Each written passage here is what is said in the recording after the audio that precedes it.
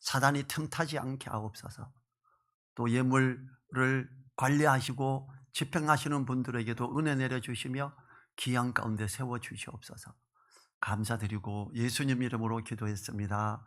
아멘. 우리 옆에 계신 분들, 앞에 계신 분들 사랑합니다, 은혜 누리세요 하고 축복하지요.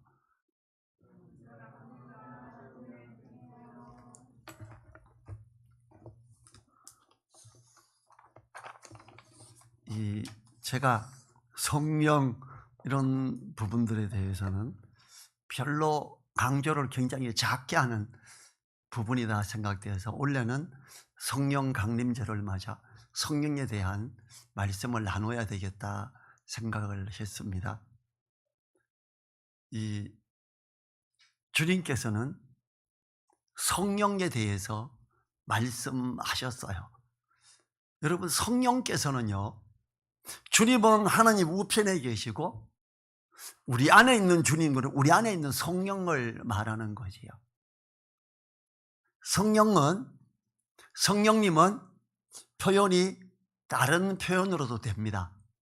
보혜사, 그 다음에 진리의 영, 그 다음에 기름 부음, 이렇게 네 가지로 표현돼요. 성령, 보혜사, 진리의 영, 기름 부음, 이렇게 되는데, 이 우리 안에 계신 기름 부음, 우리 안에 계신 보혜사, 우리 안에 계신 진리의 영, 우리 안에 계신 성령님, 다 같은 이야기입니다.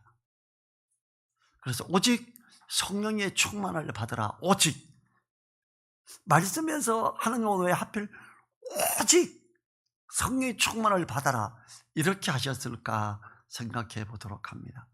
성령 충만, 누구나 믿는 사람이라면 원하는 거죠. 성령 충만은 하나님도 원하시는 겁니다. 그런데 성령 충만하려면 이 세 태를 잘 분별하고 따라가지 말고 하나님을 자세히 알므로 하나님의 그 기뻐하시는 진리 안에 인도받을 때 이게 가능해집니다. 우리는 성령 충만함을 주시옵소서 막 할렐루야 방언으로 기도하고 박수치고 막 이런 게 많이 했습니다. 제가 젊었을 때 부흥이 한다 그러면 대부분 큰 복 하나는 갖다 놓고 칩니다. 그리고 막 찬양 인도하는 사람은 막 데려가면서 이런 스타일이었지요. 그러면서 성령을 주시옵소서 그래요. 여러분, 예수님 믿는 사람은 누구든지 그 안에 성령이 내주하십니다. 성령을 주시옵소서 이렇게 기도하면 이게 뭐가 성경을 너무 이해를 못하고 있는 거예요. 성령 충만함을 주시옵소서. 자, 15절 상반절 한번 봅니다. 오늘 본문에 15절 상반절을 보면 그런즉 너희가 어떻게 행할 것을 자세히 주의하여. 믿는 사람이라면 어떻게 해야 되나, 어떻게 행해야 되나를 자세히 주의하랍니다. 이 사회는 온통 결과만을 중요시하므로 교회에서도 결과를 중요시하지요. 교회 크게 지었냐? 성도가 몇 명인데? 이제 이렇게 하죠. 그런데 하나님 안에서 우리들은 동기와 과정이 결과만큼이나 중요하다는 것을 알아야 합니다. 결과만 좋으면 돼가 아닙니다. 성도는 이 동기와 과정까지도 중요하게 여겨야 하기 때문에 말씀을 따라 행해야 이게 가능하지요. 성령의 미세한 음성을 들으며 말씀을 묵상하여 기록한 대로 지켜 행하고자 한다면 우리는 자세히 주의하여 어찌 행할 것인가 생각하는 사람으로서 하나님이 기뻐하시는 자들이 될 것입니다. 어떻게 행할 것을 자세히 주의하여. 어떻게 주의하지? 이 기준이 뭐라야 되지?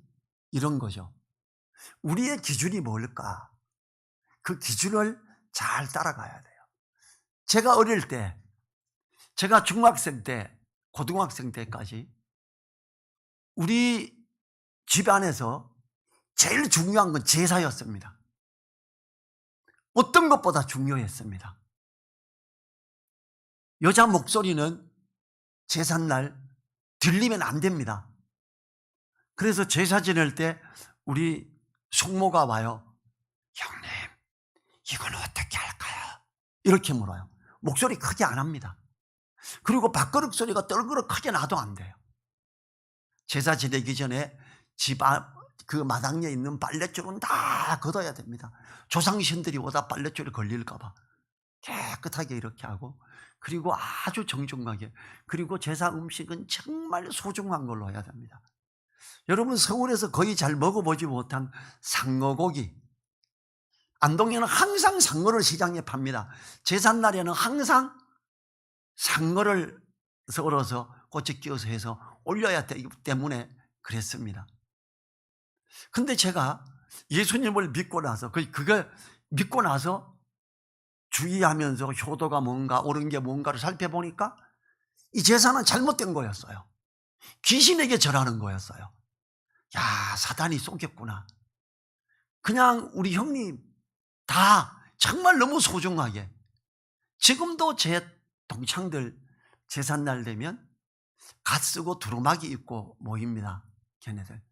그리고 엄숙하게 제사하고 오늘 이렇게 했다 그러고 밴드에 올릴 때가 있어요. 기가 막히죠. 어떻게 행할 걸 자세히 주의하면 믿지 않을 때 제사가 너무 중요해. 이게 효도야 이랬어요. 근데 예수님 믿고 나서 조금만 비춰보니까 너무 잘못했네. 이거 너무 세속적으로 거짓의 아비 사탄에게 속아서 잘못된 효도의 길로 갔구나. 이거 아니구나. 이걸 알게 되죠. 그래서 그걸 안 하기로 결정하고 형님께 말씀드리고, 형님이 이걸 받아들여서 저는 차례 지내고 어쩌고 할 때 다른 어른들이 병철이 너 이놈의 자식 너 왜 그래? 그러면 큰형님이 아저요, 병철이한테는 그러면 안 됩니다. 자는 하나님 성기를 내라. 이거 제사 안 지냅니다. 형님이 안 믿는데 그걸 막아줬어요. 왜냐하면 이게 뭐가 중요하다라는 걸 숙지를 했으면 그걸 가야 되기 때문에.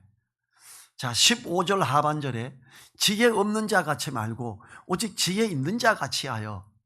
제가 그걸 알고도 지혜 없는 자 같이 하면 여전히 제사 지내는데 엄숙하고 그게 중요하다 이렇게 해야 되는데, 이건 아니다라고 생각되기 때문에 이걸 안 합니다라고 그걸 깨닫고 나서 곧바로 선포해서요. 지혜 있는 자 같이 하는 것, 진짜 효도하는 거죠. 지혜는 진리와 밀접한 관계가 있습니다. 여호와를 경외하는 것이 지식의 근본이오늘 미련한 자는 지혜와 훈계를 멸시하느니라 그래요. 진짜 중요한 것, 진짜 지혜 있는 자, 하나님을 기쁘시게 하며 하나님의 나라와 의를 구하며 나아가는 그에게 하나님이 어떻게 해요? 복 주시죠. 그렇게 할 때 하나님이 정말로 복 주십니다. 하나님을 경외함으로 진리에 있는 사람이 지혜로운 사람이고, 그 진리 안에서 옳게 나아갈 때 하나님이 약속하시는 복을 누리며 하나님과 사람을 대하여 양심의 거리낌이 없이 있는 그들이 참된 그리스도인으로 칭송을 받게 되는 거죠. 하나님을 예배하며 말씀을 귀히 여기는 사람은 성령께서 깨닫게 하심으로 지혜를 얻게 됩니다. 그러나 성령을 소멸하는 자들은 성도이지만 지혜 없는 자처럼 행하는 경우도 종종 있습니다. 우리가 깨어 있어서 하나님이 기뻐하시는 것이 무엇인지 생각하면 언제나 지혜 있는 자처럼 행하게 되지요. 데살로니가전서 5장 19절에서 뭐요? 성령을 소멸치 말며 그래요. 성령께서 말씀을 생각나게 하는데 이걸 알게 했는데 성령을 소멸한다? 제사가 이게 옳은 게 아니었구나라는 걸 성령께서 저를 통해서 알게 했는데 내가 여전히 우리 집안에서는 이걸 꼭 해야 되니까 따라가자 이러면 성령을 소멸하는 거죠. 16절 봅니다. 세월을 아끼라. 때가 악하니라. 때가 악하다는 것, 사단이 이것저것을 가라지로 뿌려두어서 잘못된 쪽으로 핵심 있게 가게 하고, 또 시간을 보내기가 너무 좋은 거죠. 볼 것도 많고 놀 것도 많습니다. 예수님 믿는 사람도 술 취하지 말라 이놈 방탕한 것이니 그랬는데 직장생활 하면서 회식하자 그래 한잔 자 건배 잘하자 축배 뭐 이러고 그러면서 막 마십니다. 때가 악한데 분위기는 우리를 자꾸 믿는 사람들을 악한 곳으로 끌고 가고자 하는 여건이 잘 형성되어 있습니다.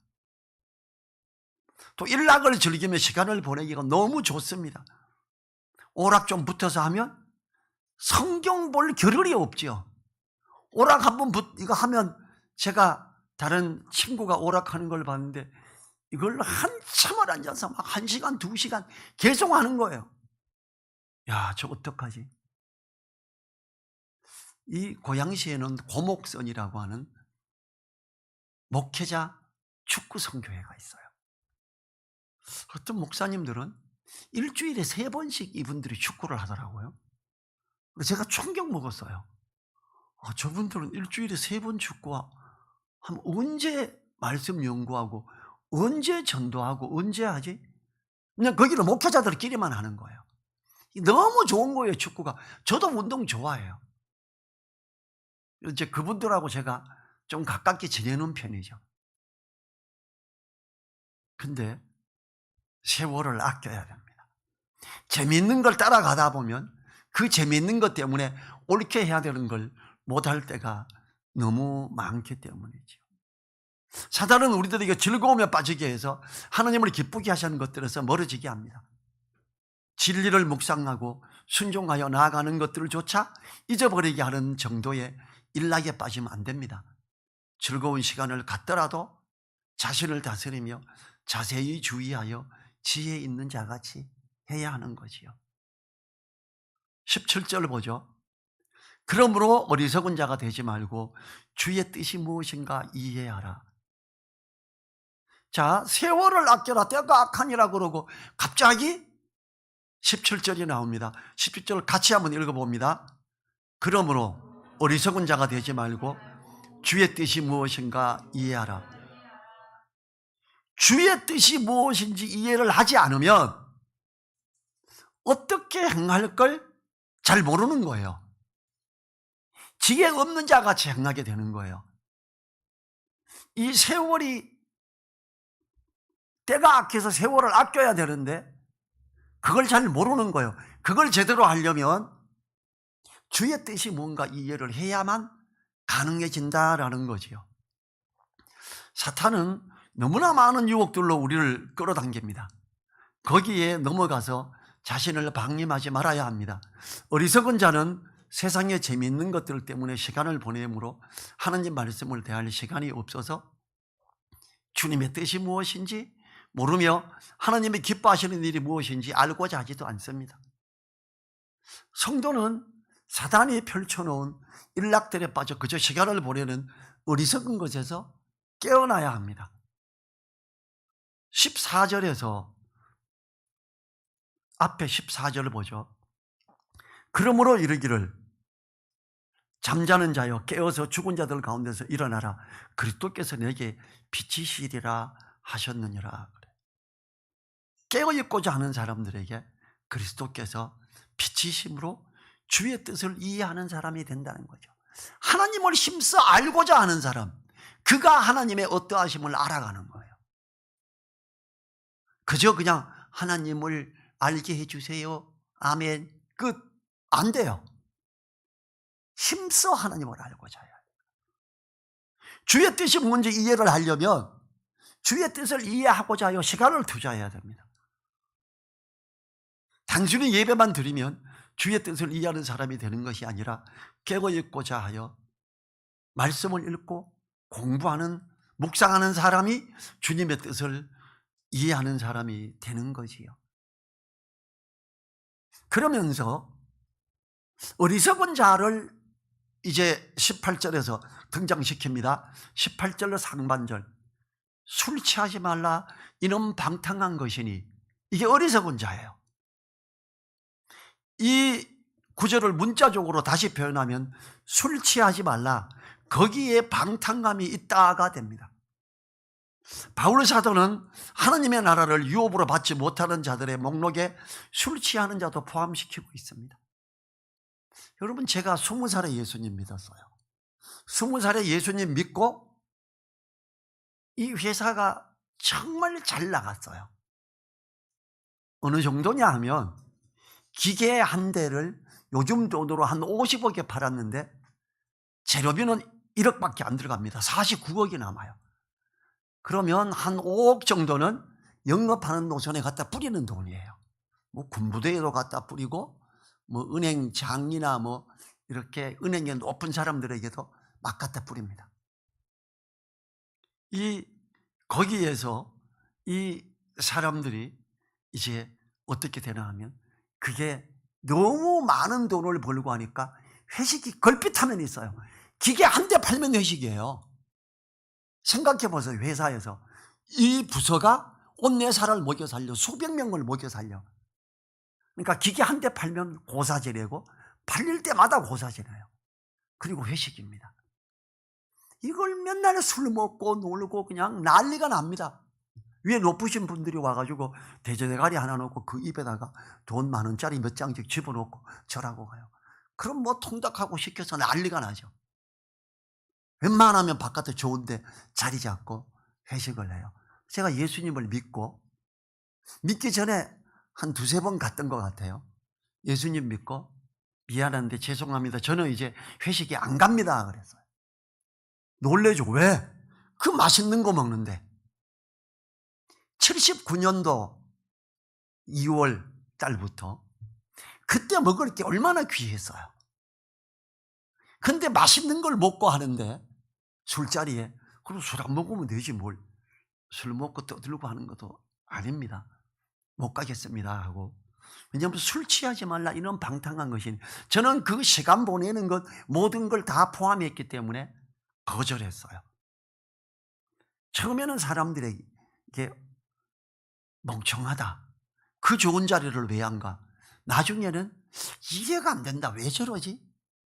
제가 설명을 막 하고 했죠.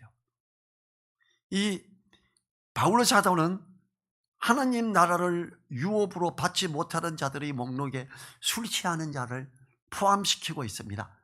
갈라디아서 5장 27절에서 투기와 술 취함과 방탕함과 또 그와 같은 것들이라 전에 너희에게 경계한 것 같이 경계하노니 이런 일을 하는 자들은 하나님의 나라를 유업으로 받지 못할 것이요. 믿는다고 하면서도 여전히 술 취하며 그 방탕한 것들을 누리고 있는 사람들, 하나님이 약속한 것들을 누릴 수가 없는 거죠. 그저 세속적인 사람과 똑같은 거예요. 그래서 세월을 아껴라, 때가 악하니라 그런 거예요. 너무 그렇게 미혹하는 게 많으니까. 이러한 측면에서 바울 사도는 디모데전서 3장 3절에서 장로들은 술을 즐기지 말아야 된다 그래요.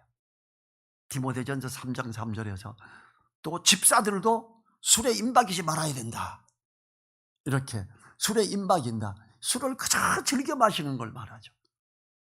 사람이 술에 취하게 되면 정신이 혼미하여 판단력이 흐려지지요. 그 예가 잠언에 나옵니다. 술 취하지 말라 그랬으니까 그냥 마시는 건 괜찮아 이래요 사람들이. 예, 괜찮기도 합니다. 디모데가 자주 나는 위장병을 인해서 포도주를 조금씩 써라, 정기적으로 포도주를 마셔라 이렇게도 했으니까. 그런데 잠언 23장에서는 술을 보지도 말라고 합니다. 잠언 23장 33절부터 35절 제가 읽겠습니다. 또 내 눈에는 괴이한 것이 보일 것이요 내 마음은 망령된 것을 바랄 것이며 너는 바다 가운데 누운 자 같을 것이요 돛대 위에 누운 자 같을 것이며 내가 스스로 말하기를 사람이 나를 때려도 나는 아프지 아니하고 나를 상하게 하여도 내게 감각이 없도다. 내가 언제나 깰까 다시 술을 찾겠다 하리라. 너는 그것을 보지도 말라 그래.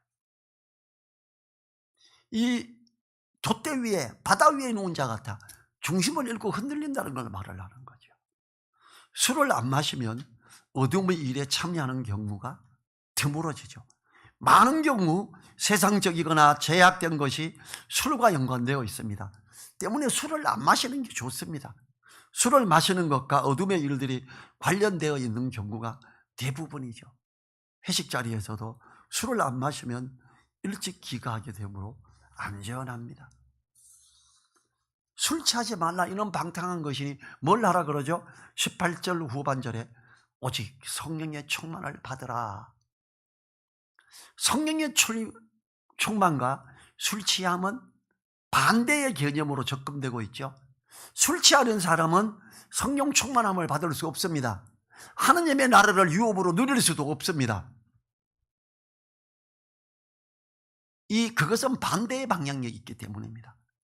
바울 사도는 성령 충만과 술 취함에 대해서 대조해서 술 취하지 말고 성령 충만함을 받으라 이렇게 말하죠.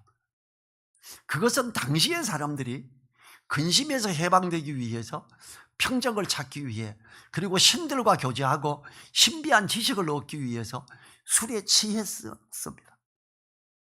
그러나 성경은 술 취하는 것은 방탕한 것이라고 강하게 말합니다. 그 로마 시대, 헬라 시대는 술의 신인 디오니소스가 있었습니다. 그 제사의식에는 현란한 춤과 노래와 음주와 환락이 동반되었습니다. 어때요? 요즘 나이트 클럽 같죠? 또 그리고 요즘에 그 남미인가요? 북미인가요? 거기서 막 춤추며 막 하는 그런 축제가 우리나라까지 들어왔습니다. 얼마 전에 그 홍대 입구 그쪽 주변에서 그 축제가 있었지요. 다 이 디오니소스, 이 술의 신에 매료되는 그런 행사들이죠. 막 여자는 어느 정도 노출하고 막 거기서 접근하고 또 남자들은 나이트 클럽에서 어때요? 아주 나쁜 사람들이 많죠. 술에 약 타가지고 데리고 가서 여자를 긁고 가서 겁탈하고 이런 게 얼마나 많았어요. 가수 중에도 그런 친구가 있어서 지금 감옥에 가 있죠. 이들의 그때 당시에 디오니소스 그 술의 신인 거기 축제에서 의식이 절정이 되면 사람들은 황홀경에 빠져들어가고 했습니다. 바울은 이러한 술 취함은 방탕이라고 합니다. 옳은 거 아니야. 방탕한 거야. 거기서 춤추고 어쩌고 막 방탕한 거야. 이렇게 말합니다. 그래서 이러한 술 취함을 방탕이라고. 그래서 이 앞에 구절 17절을 다시 보면서 왜 성령 충만이 필요한가를 생각해 보겠습니다. 17절에서 그러므로 어리석은 자가 되지 말고 주의 뜻이 무엇인가 이해하라. 성령 충만의 필요는 어리석은 자가 되지 말고 주의 뜻이 무엇인지 이해하여 하나님의 기뻐하는 자로 옳게 있기 위함입니다. 우리는 성령께서 하시는 일이 무엇인지 알면 왜 바울 사도가 이렇게 표현했는지 알게 되죠. 주님께서 성령의 역할을 제자들에게 말씀해 주셨더랬습니다. 요한복음 14장 26절에서요. 보혜사 곧 아버지께서 내 이름으로 보내실 성령 그가 너희에게 모든 것을 가르치고 내가 너희에게 말한 모든 것을 생각나게 하시리라. 성령은 우리에게 진리를 가르칩니다. 그리고 주님의 말씀을 생각나게 하죠. 또 요한복음 16장 13절에서 제가 읽지요. 진리의 성령이 오시면 그가 너희를 모든 진리 가운데로 인도하시리니 그가 자의로 말하지 않고 오직 듣는 것을 말하시며 장래일을 너희에게 알리시리라. 성령님은 우리에게 진리의 말씀을 잘 분별하게 하고 진리의 말씀을 생각나게 하는 분이지요. 주님께서 설명하시는 성령의 역할이 하나 더 있습니다. 사도행전 1장 8절이죠. 오직 성령이 너희에게 임하시면 너희가 권능을 받고 예루살렘과 온 유대와 사마리아와 땅끝까지 이르러 내 증인이 되리라 그래요. 전도하게 된다. 성령이 임하면 진리를 알게 하고 진리의 말씀을 생각나게 하고 전도를 하게 한다라는 거예요. 근데 그거 전도할 때 처음에 어떤 현상이 일어났죠? 사도행전 1장에서 그때 6월절에 유대인들 중에 각 지역에 사는 사람들이 예루살렘으로 왔지요. 이 예루살렘으로 온 유대인들에게 각자 자기 태어난 곳에서 자랐던 그 말만 아는 그들에게 성령이 충만하게 임해서 했던 일이 뭐냐면 각 자기가 태어나서 자란 그곳 방언을 듣게 된 거예요. 일본말 하는 사람이 한국에 와서 믿음의 축제한다고 한글로 뭐 말하니까 알아듣지를 못하잖아요. 근데 하나님이 역사하셔서 방언을 하게 하는데 일본어를 하게 한 거예요. 중국 사람이 왔어. 방언을 하는데 중국말을 하게 하는 거예요. 여러분, 사도행전 1장에서 나오는 방언은요, 랄랄랄라가 아니에요. 각자 태어난 곳, 그들의 언어로 듣게 되는 거였어요. 사람들은 이걸 가지고 방언을 하면 말이야, 랄랄랄라, 새로운 영적 언어를 연습해야지. 따라해. 애가 태어나면 말을 연습하잖아. 아닙니다. 제가 아는 선교사님 한 분이 찬양 사역자예요. 중국에 가서 어느 기간 복음을 전하고 이렇게 했었는데 이 사람이 언어에 좀 둔하대요. 근데 저는 그게 잘 믿어지지는 않는데 복음을 전하고 이런 마음이 애타가지고 아는 거 몇 개 가지고 했는데 갑자기 기도하고 복음에 대한 중국어가 확 터지더래요. 그분은 그러더라고요. 제가 중국어 방언을 했습니다. 저는 아멘이 되더라고요. 하나님이 특별히 역사하셔서 중국어를 복음을 전하는 너에게 알게 했구나.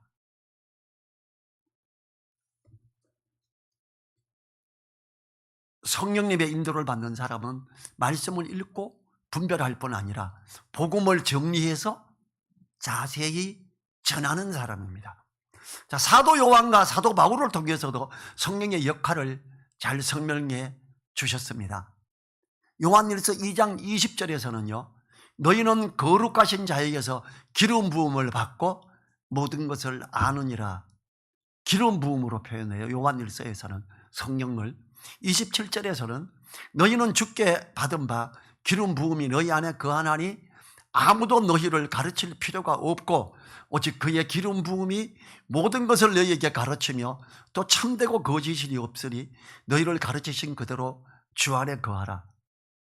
성경을 읽을 때, 공부할 때, 기도하면서 내 속에 계신 성령님을 통해 진리를 깨닫게 해 주십시오. 기도하고 살피는 그에게 진리 가운데로 다니게 해 주시는 걸 이야기하지요. 참되고 거짓이 없으니까 너희를 가르치신 그대로 주 안에 거하라 그럽니다. 고린도전서 2장 10절 바울을 통해서 오직 하나님이 성령으로 이것을 우리에게 보이셨으니 성령은 모든 것 곧 하나님의 깊은 것이라도 통달하시느니라 그럽니다.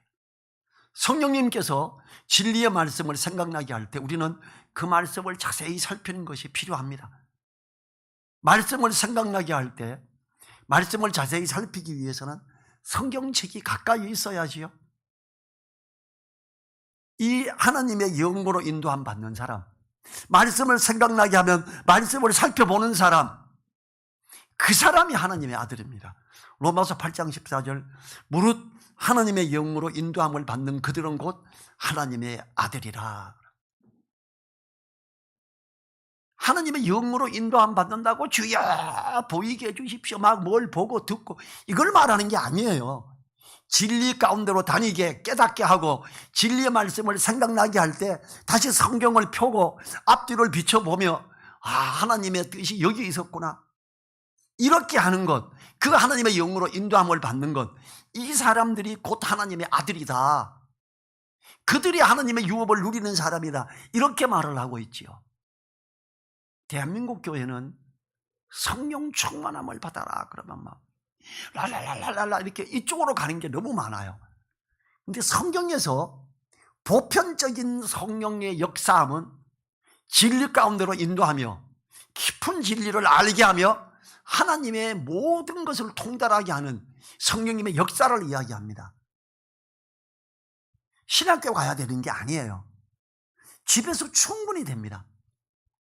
제가 신학교를 가서 우리 집사람이 저하고 2년 반 같이 신학교 다녔어요.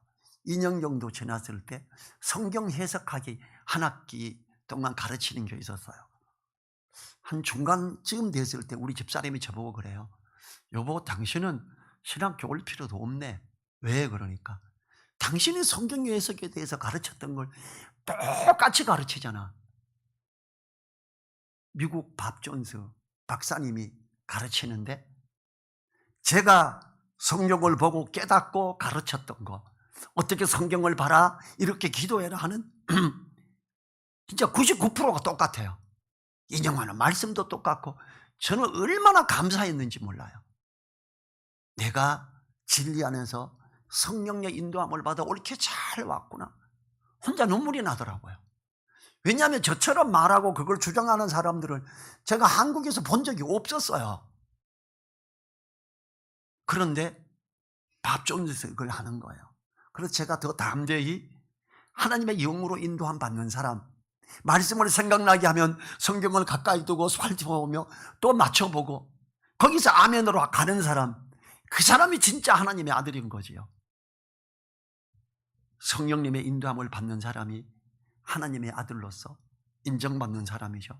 우리는 성령님의 인도로 진리 가운데로 다니며 말씀을 생각함으로 마음에 두고 묵상해야 합니다.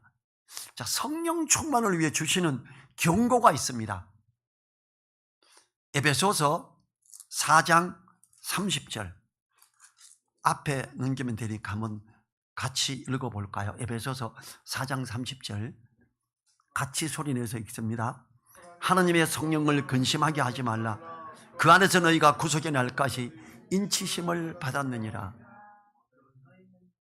여러분, 하나님의 성령이 언제 근심할까요?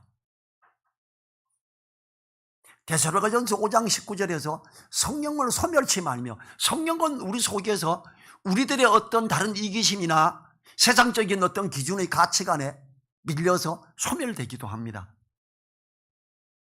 성령을 소멸할 때 말씀을 생각나게 하는데 말씀을 안 보고 여전히 오락만 하고 있는 사람, 술 취하지 말라 이는 방탕한 것이라고 했는데 술 취함이 즐거워서 여전히 가는 사람, 성령을 소멸하는 사람이죠. 그런 사람들 속에 있는 성령께서 근심하는 거예요.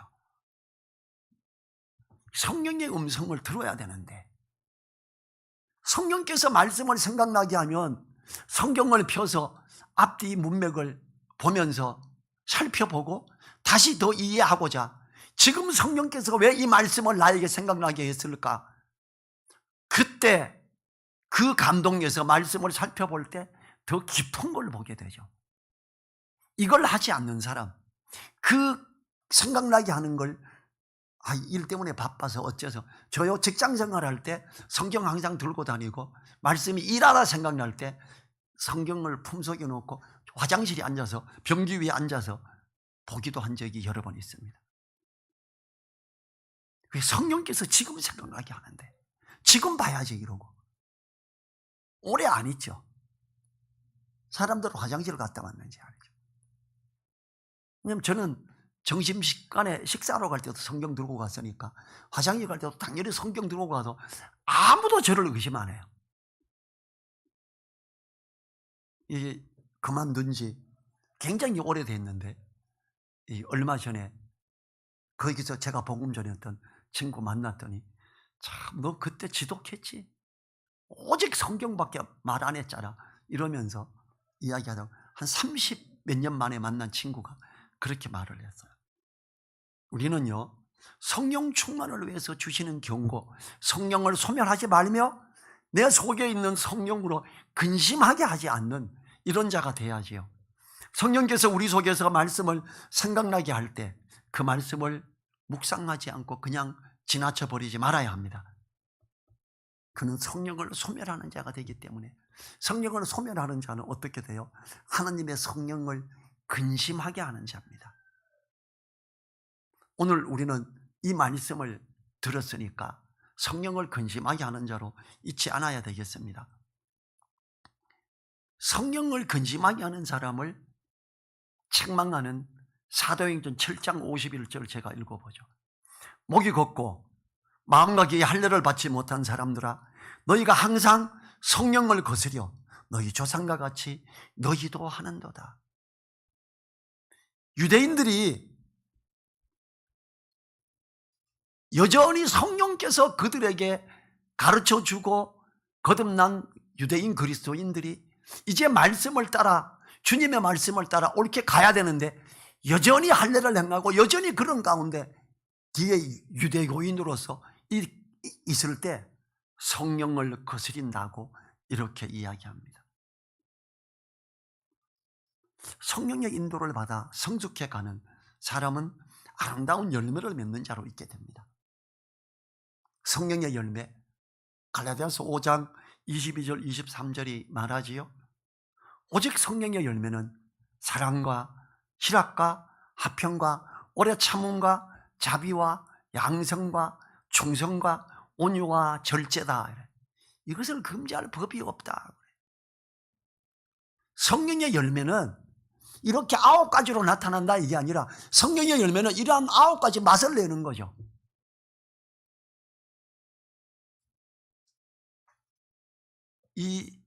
익어가는 열매의 맛을 내는 성도는 어때요? 어떨 때는 서투를 것입니다. 기다려야 합니다. 꽃이 피고 멋지죠. 예수님이 그 처음 변화할 때 기분 좋잖아요. 안내한 사람도. 근데 조금 지나면서 말씀을 따라가면서 열매 맺기 시작할 때 그 푸릇푸릇한 열매, 지금 파란 열매, 복숭아, 자두 이게 몇 개씩 열렸어요. 우리가 처음으로. 지금 먹으면 씁니다. 쓴맛이 나지만 꽃이 피고 열매를 맺잖아요. 조금 더 지나고 무르익어 가면 달콤하고 아름다운 빛도 나고 달콤한 맛을 내지요. 우리가 성령의 열매에 그 익어가는 맛을 내는 자들로 있기를 위해 기도해야 됩니다. 오직 성령의 충만을 위해서 나아갈 때 이게 가능하지요. 성령 충만한 사람은 하나님을 향하여 있는 자들이지요. 술을 즐기고 있는 사람은 세상을 향하여 있는 사람들입니다. 세상을 향하여 있는 사람들은 성령 충만함을 받을 수 없기 때문에 술 취하지 말라고 하지요. 이 세태가 악하기 때문에 뭐라고 그래요? 깨어있으라. 세월을 아끼라. 때가 악하니라. 우리 모두 성령 충만한 가운데 있는 성도들이 되기 위해 일어나셔서 1분간 기도하도록 하겠습니다.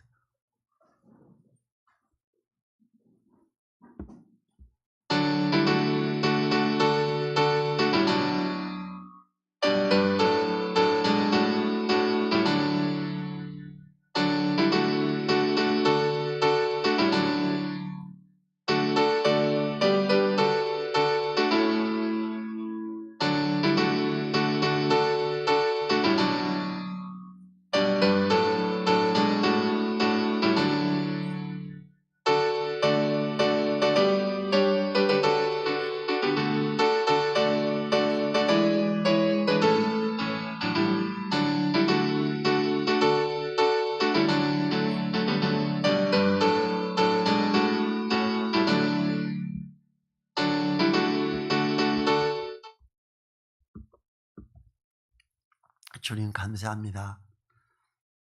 오직 성령의 충만을 받으러 가시는 하나님의 말씀을 따라 우리가 성령 충만한 가운데 있어 하나님의 은혜를 누리는 자, 하나님의 유업을 받아 누리는 자들로 있기를 간절히 원합니다. 성령을 소멸하는 자 되지 않게 도와주십시오. 말씀을 읽을 때 깨닫게 해달라고 성령께 의지하며 기도하고 말씀을 생각나게 하는 성령님의 그 은사를, 은혜의 선물을 소멸하지 말고 살피며 나아가는 자 되어서 하나님의 그 성령의 열매를 맺어가는 그 소중한 가운데 있게 하옵소서 간절히 부탁드리며 우리를 사랑하시는 예수님 이름으로 기도했습니다. 아멘. 지금은 우리를 사랑하시며 역사하시며 인도하시는 우리 주 예수 그리스도의 은혜와 말씀을 살피며 성령의 음성을 귀히 여겨 나아가는 자들에게 그 오른손으로 붙들며 든든하게 하시며 그 약속한 유업들을 누리게 하시는 하나님의 그 크신 은혜와 성령님의 감동 감화 교통하심이 머리 숙인 한 분 한 분들 그 머리 위에와 가정 위에 그 일터 위에 우리 늘사랑 교회 위에 이제로부터 영원토록 함께하여 주시기를 간절히 축원하옵나이다. 아멘.